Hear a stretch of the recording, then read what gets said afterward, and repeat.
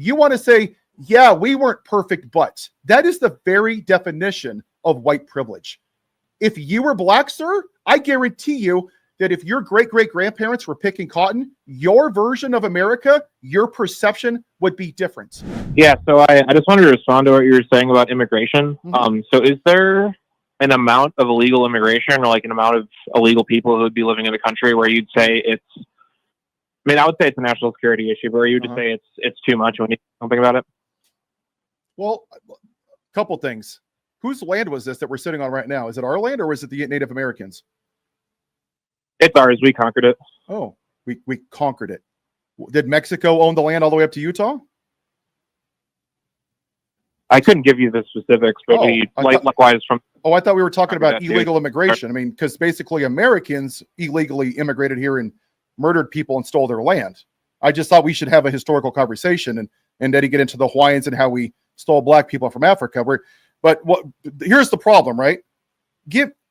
How many people, did you know that 93% of crimes committed in this country, 93% are committed by young white men, U.S. citizens, between the ages of 17 and 25? Well, let's talk about that. Why do you think that is, sir? Because most of the people who live in this country are white. That's why. Okay. So what's your solution to solving the white crime problem in this country? Young men, 93%, by a large margin, it's men, not women. And yet we never vote for a woman because they're too emotional. Yet 93% of gun violence is committed by white men, U.S. citizens. And your question is, what are we going to do about the brown people in the country because it's a crime? Is that what you're saying, sir? No, you were talking about illegal immigration before, so that's why I brought it up. If you want to talk about something else, we can. But I asked you a question and you just pivoted. Well, this is my problem with what's going on with immigration. Okay, the person that's doing this, the people that voted for him. I'm assuming you voted for Trump, right? Yes, sir. Of course you did. So you voted for a convicted felon, an adjudicated rapist, the guy who led to the death of Officer Sitnick and long-term disabilities for other officers, a guy that can't even keep his marriage vows, and you call it on the show and your comment is, what are we going to do about the brown people whose documentation isn't right? Do you see how that's not a serious conversation, sir?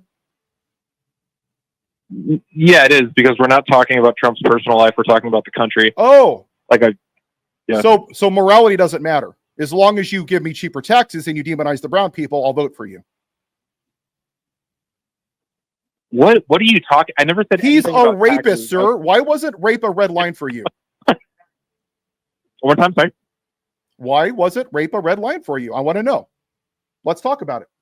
So I've actually talked about this on this show before. Tell me. As far as I'm convinced, I haven't been convinced that Trump is. Oh, you haven't been convinced at a court of law by a jury of his peers. You're not convinced.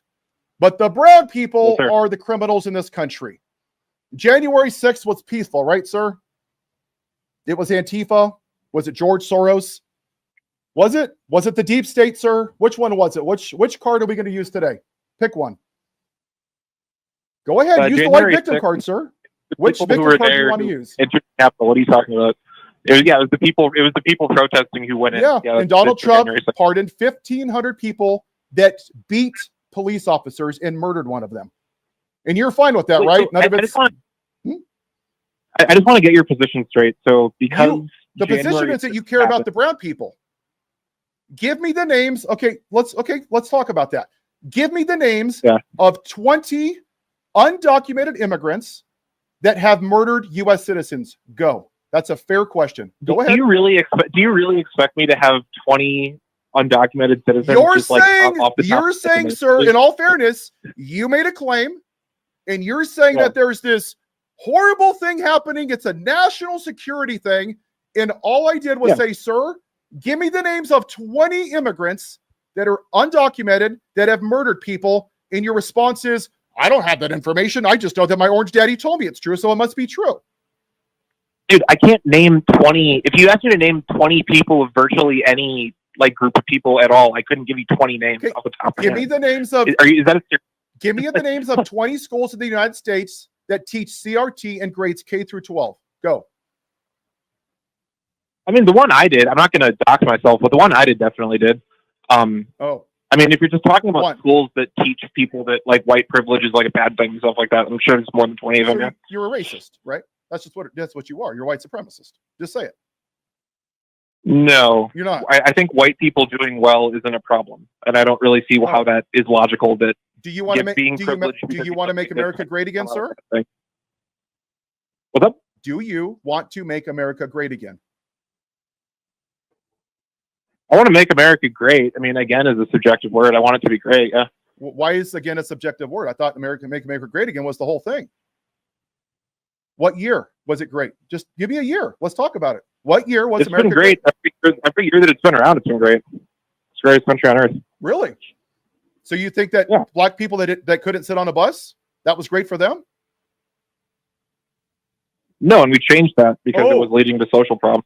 200 years after we started this country, we allowed black people to sit on a bus. Wow, that's really nice of us, sir. Wow. When did women have the right to have credit and vote? What year? 1919? Yeah, that shouldn't have happened in the first place. But it shouldn't have happened in the first place. So whatever. Let's talk about the 3/5 clause, sir. What do you think about the 3/5 clause? It's an antiquated thing that we don't follow anymore. That's what I think about. What do you think about the founding fathers? What about them? They owned slaves like they were cattle. What do you think about them? Are they heroes or are they racist plantation owners? I think Alexander Hamilton was a good guy. I think George Washington was a good guy. I can't give you all the founding fathers off the top of my head, but who were the only people? So these founding fathers, who were the only people that this country was designed to benefit? There was one group, and what was that one very narrow racist group, sir? Who was it? Who was the group that this country was designed to benefit? Is that what you're asking? It's a very simple question, sir. Who was the group that this country was designed to benefit? This country was founded by and for the benefit of 21-year-old land-owning white men. That's the answer to your sentence. Why is that? If it's a great country, sir. Because see, this is why it's hard to have conversations with you, people like you, because you don't want to accept what this history is. You want to say, yeah, we weren't perfect, but that is the very definition of white privilege. If you were black, sir, I guarantee you that if your great-great-grandparents were picking cotton, your version of America, your perception would be different. You don't want to take 2 minutes to look at it through the shoes of somebody else that doesn't look like me. And that's why we're here, sir. And that's why people like me have to have conversations with people like you, because you refuse to accept that this isn't a great country for everybody. So I just want to clarify your position. So because of the history of racism and slavery, which I never said didn't happen, by the way, but because of all that, and because of segregation and Jim Crow and people getting discriminated against and all, because of that, we can't enforce policies to make our country better. Like I'm curious what the point of bringing all that up is. Because you still can't say that this country's never been great for everybody. Say it then. Just say it. If you can have a great country. No, you can't. No. You have a great country for white people. You have a great white country. And that's the problem. You can't even say that this country hasn't been great for everybody. That's the problem, sir. You can't even say those words, and I can. All right? I mean, I just admitted slavery was a bad thing, so I'm not really sure. It was a bad thing? They fed people to alligators, sir. They kept them separated from their families. They couldn't sit on a bus. They lynched them. It's a bad thing is one of the most grossest understatements of things I've ever heard in my entire life. It was a bad thing. That's literally the very definition of white privilege, sir. It's a bad thing. Wow. The Niners losing the Super Bowl was a bad thing. What happened to black people was an atrocity. It's a bad thing.